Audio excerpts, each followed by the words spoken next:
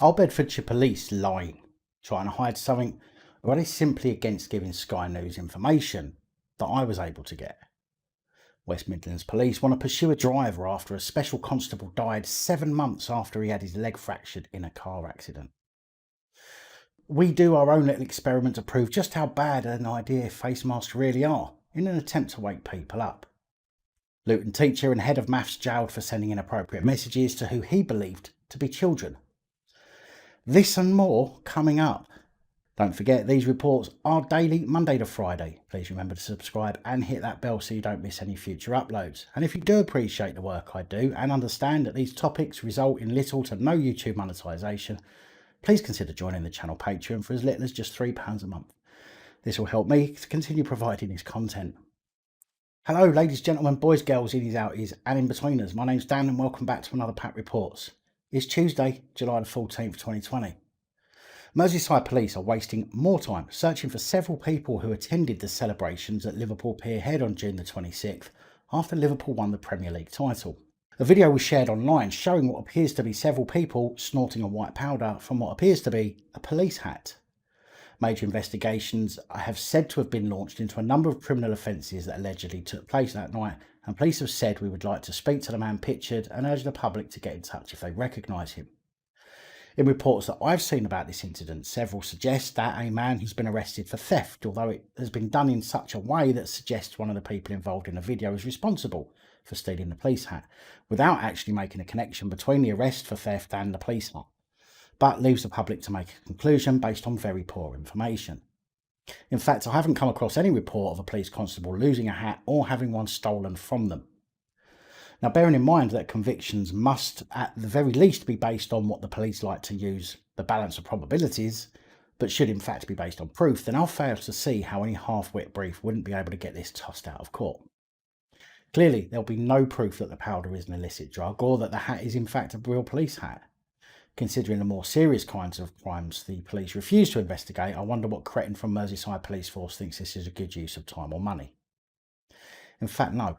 Well, I don't wonder at all. After being a victim of a spurious allegation myself, it's clear that Merseyside Police are more than happy to waste time chasing offences that are either non-offences or that are simply a waste of time, instead of doing, well, work that involves dealing with people who cause actual harm, loss or damage to others. Staying with Merseyside Police now because, well, why not? A man with a name I simply can't pronounce, Gahaith Al-Jayusi, Al-Jayusi, no idea. I'm just going to call him Gay. Anyway, 34-year-old Gay, a research fellow at the Liverpool School of Tropical Medicine, has spoken out about a police stop he encountered in June while he was out and about taking his daily walk during lockdown. Gay said that while he was out walking close to Liverpool's Lime Street station, he noticed two men that were following him while he was on his phone talking in Arabic.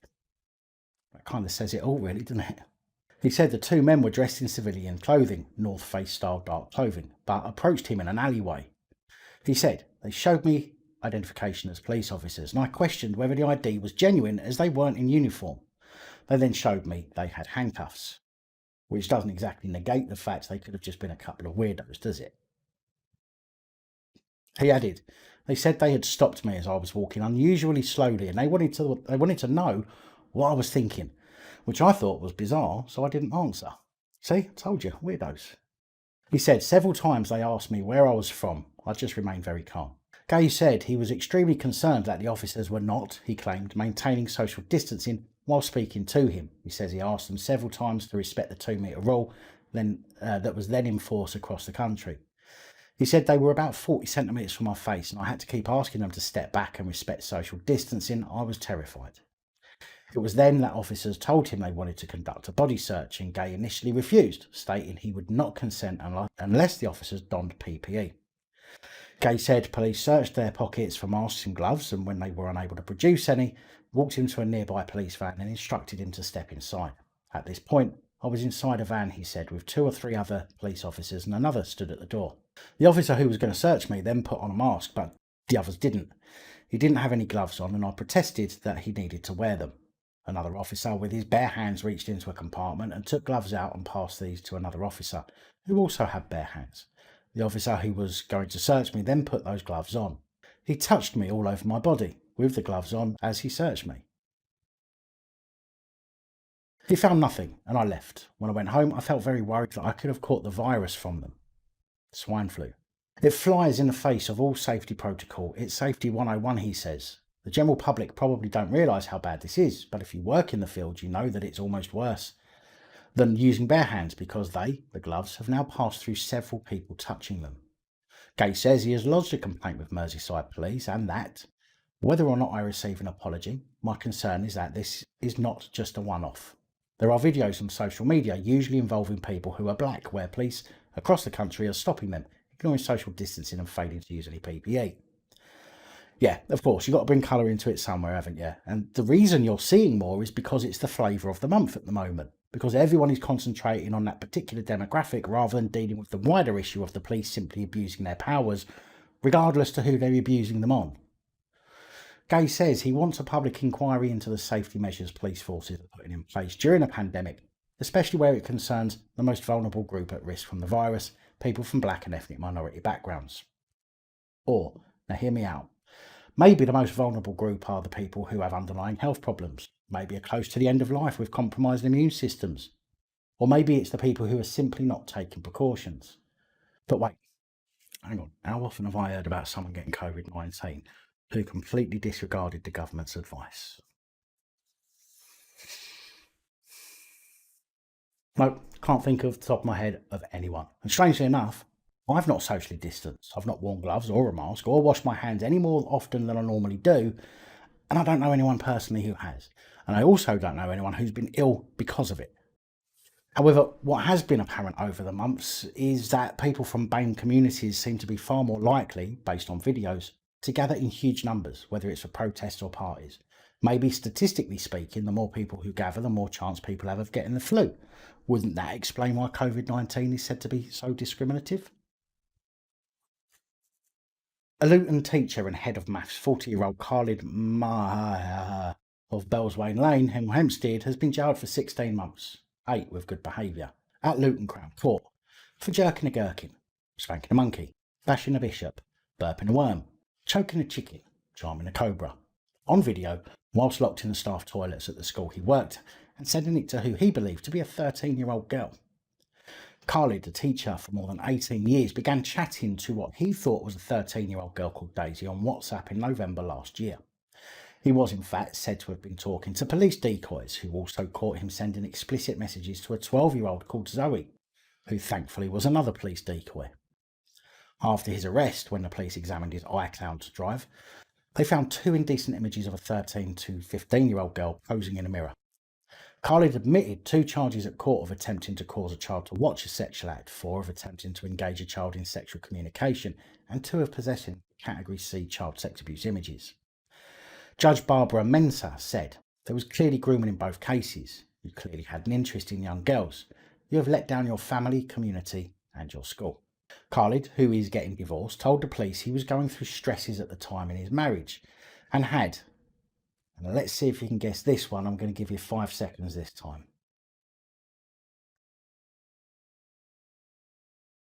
And if you said mental health issues, then congratulations, you nailed it yet again. He said he felt lonely and found comfort in speaking to people, although denied having an attraction to children, but said he felt stupid and could not justify his behaviour. "I was going through troubling times. I had difficulties in my marriage, work was getting stressful, I had unobtainable targets, I do not have any interest in children, I have to admit to very poor judgment and self-control." He said that in 2018 he had been diagnosed with depression and anxiety. Upon passing sentence, Judge Mensah said, "Just because a child is fictional, you are still culpable. You clearly had an interest in young girls. You indicated to them you were a teacher and you were prepared to abuse the trust of young people. There was clearly grooming in both cases. You have let down your family, community and your school." Along with the jail sentence, Khalid must also sign the sex offenders register for 10 years. Ex-Metropolitan Police Sergeant 60-year-old Darren Birmingham appeared in front of magistrates for harassment after he and his bit on the side fell out. It turns out that whilst in a moment of passion with his bit on the side, Birmingham called out his wife's name by mistake, which oddly enough for someone who knew he was married and was in fact his bit of fluff, she took exception to. Birmingham's extramarital partner, 49-year-old Sharon Murphy, a local authority antisocial behaviour officer, decided that after 10 years he wasn't going to leave his wife and she simply wasn't going to put up with it anymore. And it took all of 10 years to realise that, did it? Sharon reported Birmingham to police after he inundated her with emails, including 36 whilst he was on holiday with his wife, and also turning up at her home faking a suicide attempt. However, the magistrate dismissed the claims and ruled it was just part of their emotionally intense affair. After the slip of the tongue, no pun intended, Sharon said, "That was that. All I could see was him on top of me naked, calling me Karen." So her name's Sharon, his wife's name's Karen. No wonder his ex-plod. Even I know if you're going to cheat, you either do it with someone with the same name or with a name so far from that of your partner, it will never come into your mind to make the mistake. And it certainly goes to show the mentality of some police. By the way, Birmingham and Sharon, met in such a romantic way. I'm surprised that this really wasn't a fairy tale relationship. I mean, could you imagine that two people locking their gaze across a room of drug paraphernalia in a crack house drugs bust wouldn't be able to work things out? Now, not necessarily news to any of you, but something that needs talking about nonetheless. Boris Johnson has announced that from Friday the 24th of July, face coverings in shops and supermarkets are to be mandatory, and has been said that enforcement will be carried out by police. Can you believe it? The rules for face coverings are an extension of the rules for public transport, meaning that anyone failing to wear a face covering while shopping can be subject to a fine of up to £100 or £50 if paid within 2 weeks. Also, that children under 11 and people with certain disabilities will be exempt. Which begs the question, just how serious is this pandemic? Surely if it's as bad as being made out, then everyone will be forced to wear them without exception, especially as more recently we're being told that younger people are becoming more susceptible to catching COVID-19. I can't see that little virus floating around the air or sitting on a surface looking for its next victim is going to avoid some people. A spokesperson for Downing Street said there is growing evidence that wearing a face covering in an enclosed space helps protect individuals and those around them from coronavirus. There is also growing evidence that wearing a face covering in public makes you a fucking idiot. The Prime Minister has been clear that people should be wearing face coverings in shops, and we will make this mandatory from July 24th.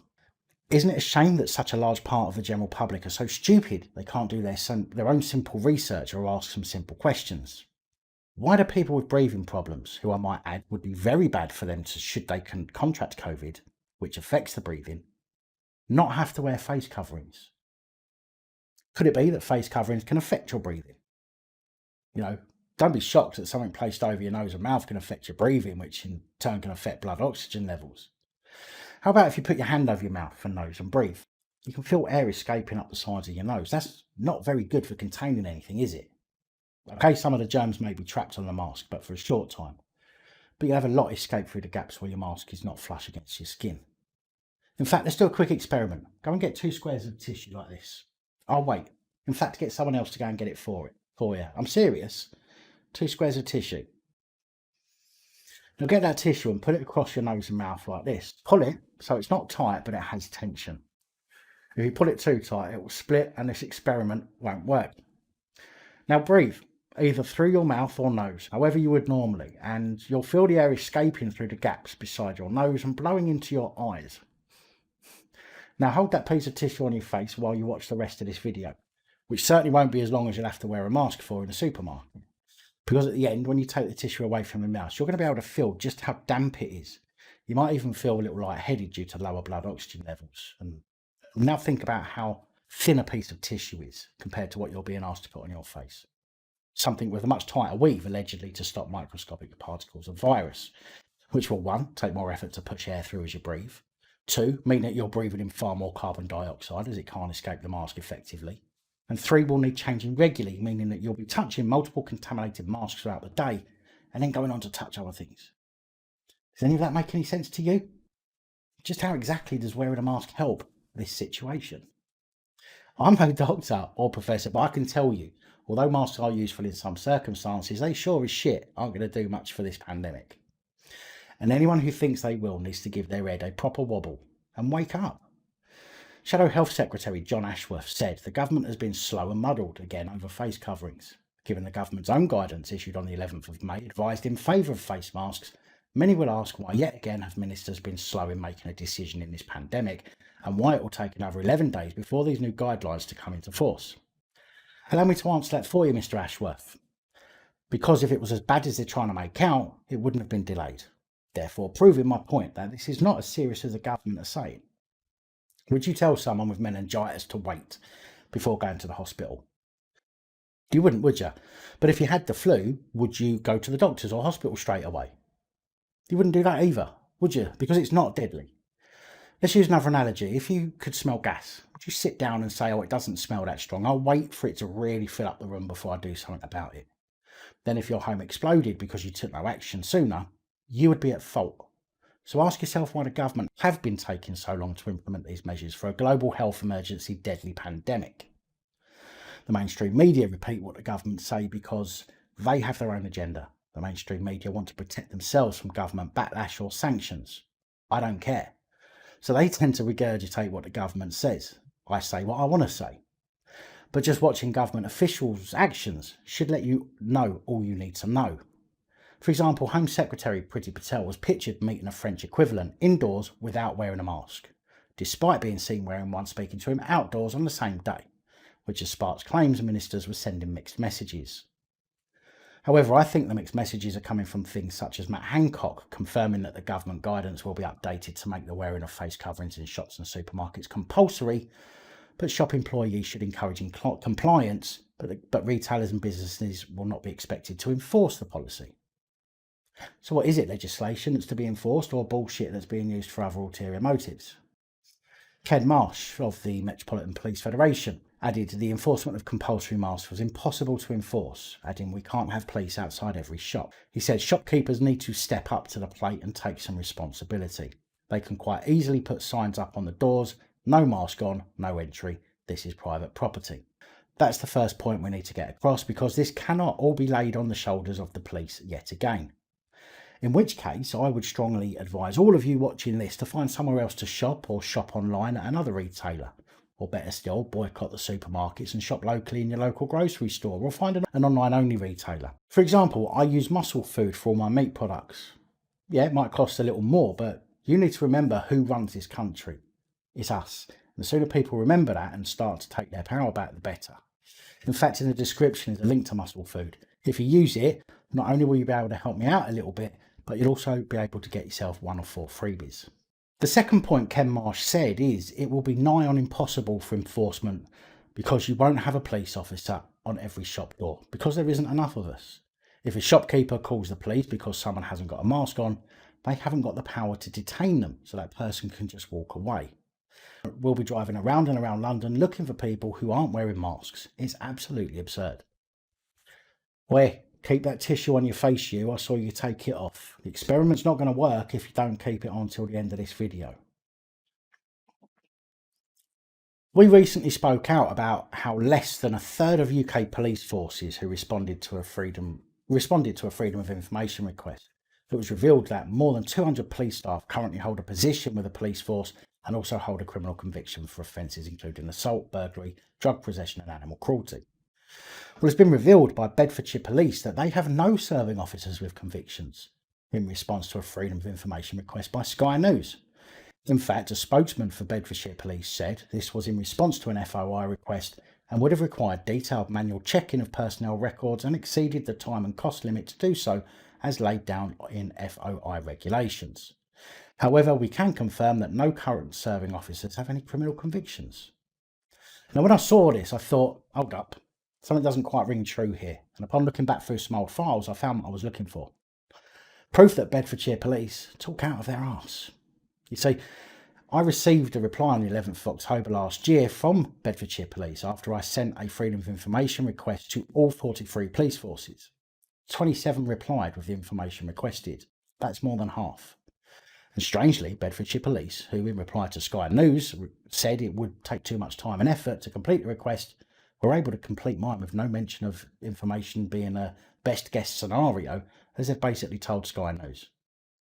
Now, granted, my request was not for current police staff. It wasn't even for last year's figures, but was for 2008 and 2018.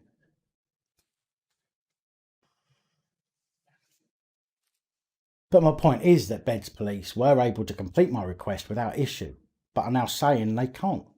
Does that sound a little odd to you? It does to me, especially as they now say there's no staff working for them with a criminal record, but are unable to prove it. In my request, they said in 2008 there were 2 police staff with convictions, and in 2018 they said there were none.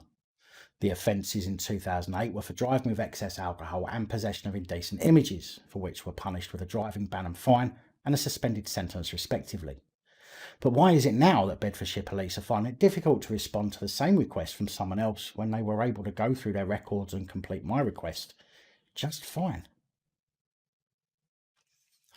Even the Somerset Police Beat Manager PC Paula Manos, who posted a tweet saying that she is in such desperate need of a holiday that she'd be willing to go away with the McCanns, has been investigated, and the post has been found to have not met the threshold of misconduct. The comment was posted on a Facebook page belonging to PC Manos, a beat manager from Thornbury, back on March 23rd, the day the coronavirus lockdown was announced. A police spokeswoman said this matter has been assessed by the professional standards and does not meet the threshold of misconduct. However, it does fall short of standards of behaviour expected by the public and police and will be dealt with under the practice requires improvement process. The officer is expected to engage with a review process in which they are encouraged to reflect and learn from the issue. This will be reviewed as part of their annual assessment. Oh, I bet if the McCanns were members of one of several other groups of people, this certainly would have been taken through to a full misconduct hearing. Now, I have to say, I'm getting pretty fed up with the police thinking they can get away with just about anything, provided they say they're going to learn from it. No doubt you're going to remember the reports mentioning the sad case of 78-year-old John Wheatley, a dementia sufferer who was verbally abused and mentally abused by Tina Bardsley from Grimsby. The case Lincolnshire Police refused to follow through due to lack of evidence, even though there was a video showing the abuse. Well, sadly, or thankfully, I'm not quite sure how to look at it, because on the one hand, some people are being investigated, and on the other hand, Mr. Wheatley's family get no such action. Anyway, it turns out that Sussex Police are investigating reports of physical mistreatment at a care home in Sussex. Although there is very little information at the moment, a Sussex Police spokesperson has said officers from the Sussex Police Complex Abuse Unit have investigated allegations of physical mistreatment and lack of safeguarding of some residents at the Horncastle Care Home in Plorhatch Lane, Sharpthorne. We continue to be in contact with West Sussex County Council and the Care Quality Commission. 4 care workers at the centre, 2 women aged 56, a man aged 68 and a man aged 50, have been interviewed by appointment under caution on suspicion of ill treatment of a total of 12 residents, 9 men and 3 women, and a report has been sent to the Crown Prosecution Service. Now, I fail to see how physical mistreatment is any different from the mental mistreatment that Mr. Wheatley suffered at the hands of Tina Bardsley from Grimsby. It'll be interesting to see how this pans out and whether or not Mr. Wheatley's family move forward with action against the police over their decision not to investigate Mr. Wheatley's abuse by Tina from Grimsby. West Midlands Police are said to be looking into pursuing further action against a driver of a vehicle who hit a special constable in Oldbury last year. Special Constable Resham Nahal, who was special for more than 15 years, was hit by a passing car while attending the scene of a separate crash on a road in Wolverhampton on November 8, 2019. An accident which left Special Constable Nahal with multiple fractures to one of his legs. Well, 7 months on, Special Constable Nahal died on 26th of June this year. A death that West Midlands Police are now trying to pursue the driver for, even though there is currently no evidence that his death was caused by or had anything to do with the accident. A spokesman for West Midlands Police said a 59-year-old woman appeared at Wolverhampton Magistrates Court on the 20th of February and admitted a charge of driving without due care and attention. She was given 3 points on her driving licence and was ordered to pay $167 in fines and costs. A post-mortem was held last Monday and officers are awaiting the results. We are liaising with the Crown Prosecution Service to consider any future possible action in light of Resham's death. Or maybe the police should start pursuing their own a little bit more robustly when it comes to causing death. In fact, maybe the woman driver should simply say that she's learned from the incident. I'm sure the police will have no issues putting the file away, seeing as we're all expected to do the same when they tell us that they're learning. I think the fact that the police have made this statement without any evidence that the death 7 months after the incident actually has anything to do with the incident is completely irresponsible. And it's going to either make them look really stupid if it wasn't, or it's going to make them look like they're using their blue privilege to chase a conviction, when if it was the other way round, professional standards, IOPC and the CPS would do all they can to defer the case. Tossers. A big thank you to all of the supporters of the channel, especially the channel Patreon supporters. Of course, your support is truly appreciated and genuinely helps. And that's all I have for you today. Please like, share, comment and subscribe. Let me know your thoughts, as I know many of you will. And until next time, stay safe, look after each other, film the police and other officials. And if you still have that tissue on the face, you can now take it off and check how damp it is. Good night, all. Thank you for taking the time to watch this video. If you like the content and you'd like to help support the channel, you can do so. In the description of every video there are some links to ways that you're able to help support the channel so I can continue putting out content. If you're unable to help us in that way, hit that subscribe button up the top there. If you haven't already, become a subscriber. That is support enough. Share the videos, comment, like, it all helps. If you're looking for something else to watch, up top there is my latest video. Down the bottom there is a video that YouTube recommends for you.